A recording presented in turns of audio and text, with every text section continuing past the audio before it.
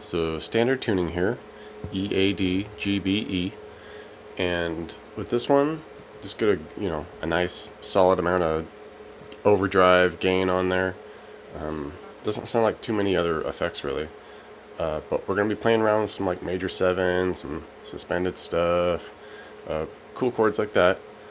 This initial one, riff, we're kind of like picking through what we'll continue using here. The position I like is kind of up here.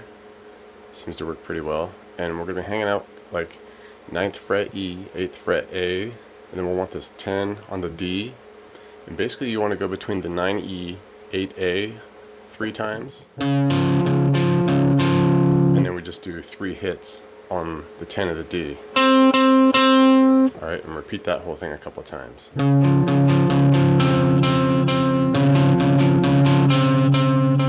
And then essentially we just do the same thing, but we just change that 10D to an 8 on the G now.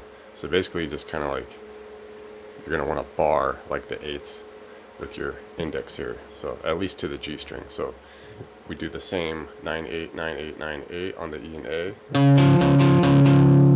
and then we just hit 3 8s on the G. Alright, and that repeats a couple times as well.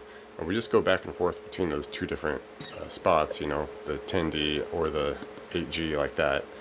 And then kind of once everything comes in and the verse gets going and all that, we're still using that initial shape as like the initial chord. Alright, the 9E, 8A, 10D. And with this, the strum on it, it's kind of like, I don't know, it almost feels a little bit waltzy, but not quite. So we hit like a down strum, maybe a little hesitation, and then it's like this 1, 2, 3, 4, and then it just repeats. Alright,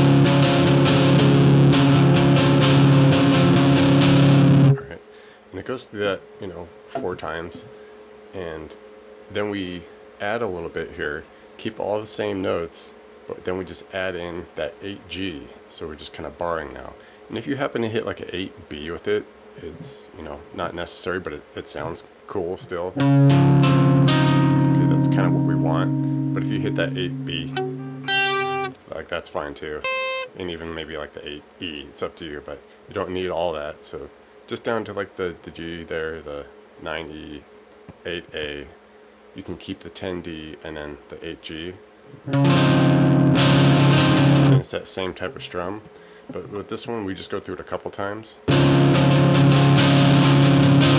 then we shift to a new spot, which is basically up here.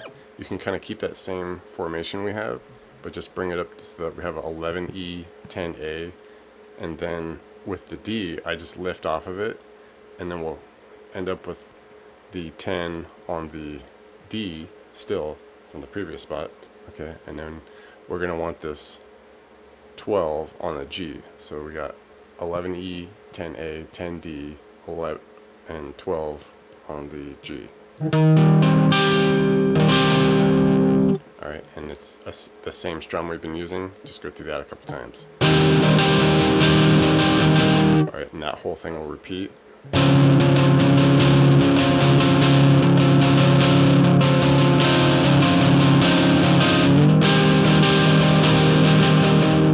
So pretty cool little chord shapes there. The next section, I don't know, maybe you call this the bridge or something, but we just keep it up in this higher area, and we do a little compounded A flat. So you're going to want the 11A, and then just put the 11E on top of it, and then we do a 13D. You can keep the G muted, just by having a finger lightly touching it, like probably your index or something, but not pressing on it.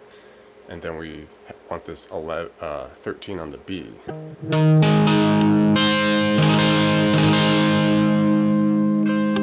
Okay, keeping that G muted for now. And with this, strum it the same way. Go through this about 4 times.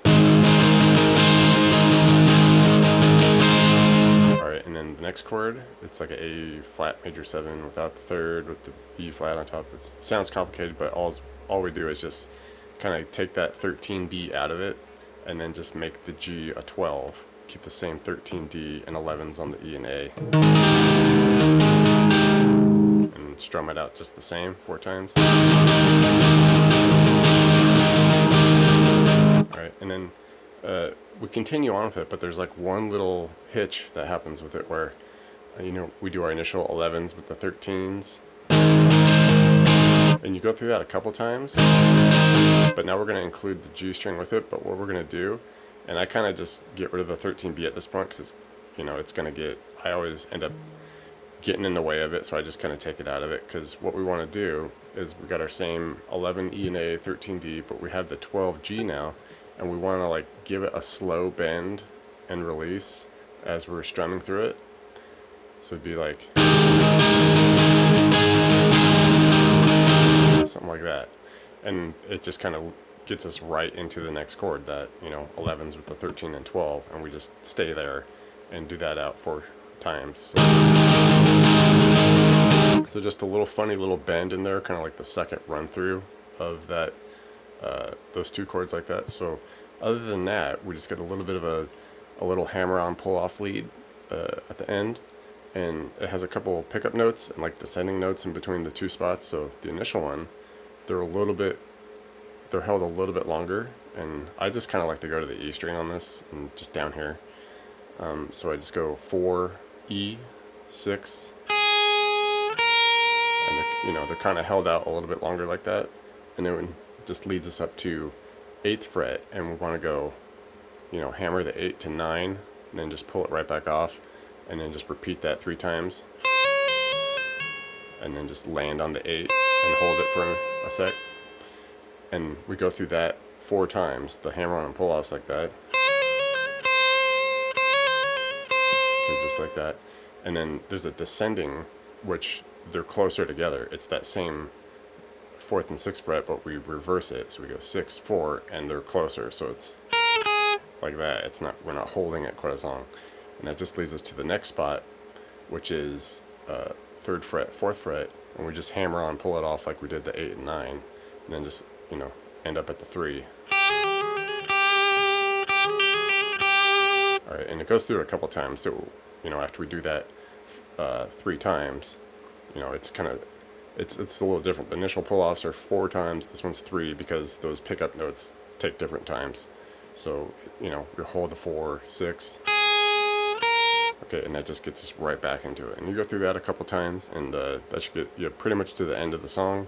A lot of other parts we've already seen, so you should be all set.